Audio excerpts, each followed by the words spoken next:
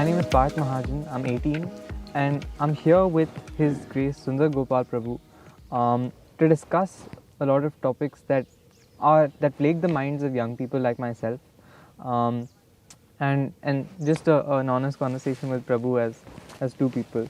A little background to Prabhuji himself. He is an alumnus of both BITS Pilani, where he was a gold medalist, and IIT Delhi, where he completed his masters. And during his tenure at IIT Delhi, he got associated with ISKCON and has, for the last several years, devoted his life to the movement after working in a corporate for several years. So, extremely happy and honored to be in conversation with you, Prabhu. We're here to discuss several questions that young people like myself have, as I said, and everything from spirituality versus religion to addictions and the relevance of this topic in an age where it seems like science has the answers to everything. In today's world, where young people are so unaware, or rather, we're so confused about whether God is real or not, whether there is life after death, whether we're going to have, whether we're even going to live past 50 years with the environmental degradation. There's so much uncertainty. So, a lot of young people have this question as to why we should spend the most productive years of our life where we're the most excitable and energetic, and not engage in activities of pleasure, whether that be eating whatever we want, drinking, enjoying, making merriment, anything really. So, is it really a relevant topic, and what should the youth consider when discussing this spirituality as a whole? So, first of all, there are so many contradictions in your questions. First, you said that science has answer for everything, and then you were saying that so many problems are there, and we might live for, we don't know, another 50 years we'll be there or not. So, if you have answered, then why can't you say that yes, we will be there for 50 years? Science has answer for everything, so why you are in doubt that you will be there for 50 years or not? This proves that science doesn't have answer for everything. Science is not able to solve all the problems. The earth was better before. The situation, living condition of the earth was better before science came. No, there were problems, but not the problems to the extent that people were thinking that whether we will be there for another 50 years or not. Right. That kind of existential crisis was not there. Mm-hmm. And that is added because of science. So, and then you are saying science has answer for everything. So, this is the contradiction. Right. Okay. So, the first thing is that you have to identify, we have to understand, the modern youth, they should understand this point, that science doesn't have answer for everything.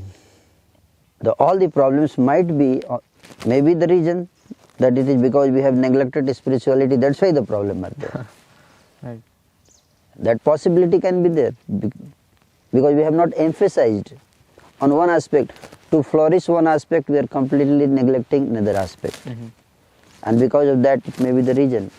Right. Environmental existentialism. Yes. And like one problem you can take, like climatic change. Mm-hmm. And so much pollution, here we can see, Right. so much pollution. What is the pollution? Pollution is nothing but the transformation of greed and a desire to lead, luxurious life, exploiting the nature. Sure. And that has led to this situation, what we are facing today. And if you read Bhagavad Gita, it teaches you how to live with the nature, how to, reconcile our lives, how to adjust our lives so that nature is along with nature we grow. When we try to grow without nature, Mm-hmm. then this kind of situation, existential crisis comes. Right.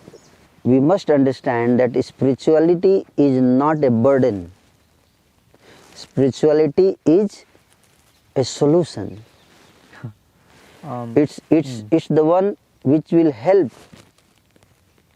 the society. It's a part of life, and for that we have to, the modern youth, which is completely rejecting spirituality because of the propaganda of the modern science, they are being misled actually, I would say. Why they are being misled actually? Because unless you explore something, how can you reject it? Without studying, without going in deep of something, you reject it. Right. That is called blind rejection. I am not telling you to accept spirituality blindly. Don't blindly accept. But I am saying that you don't blindly reject also. You be open.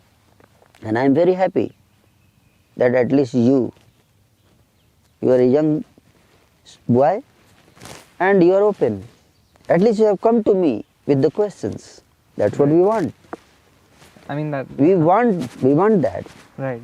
That you, young people like you come.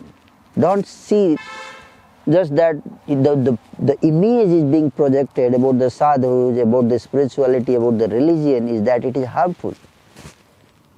And that image has gone so deep. But actually it's not in reality. It's just a propaganda. And propaganda is also propaganda. It's okay, you make propaganda, but propaganda in such a way, so much so, that you even don't feel to come and ask question. You are putting some allegations. Modern youth are putting some allegations. That okay, spirituality is useless, it's a baseless, it's like it's a redundant thing, and you are not allowing us to answer also. That's not good. People are not allowing us. Just like you, even for a criminal, he has done murder in the public.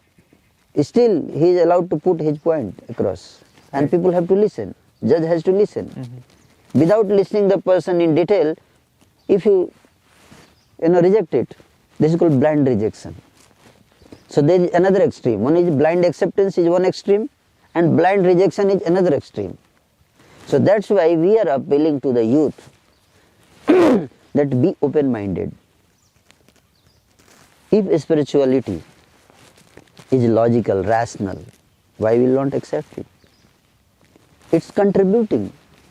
Otherwise, why so many people, since so many centuries, will spend their time in spirituality?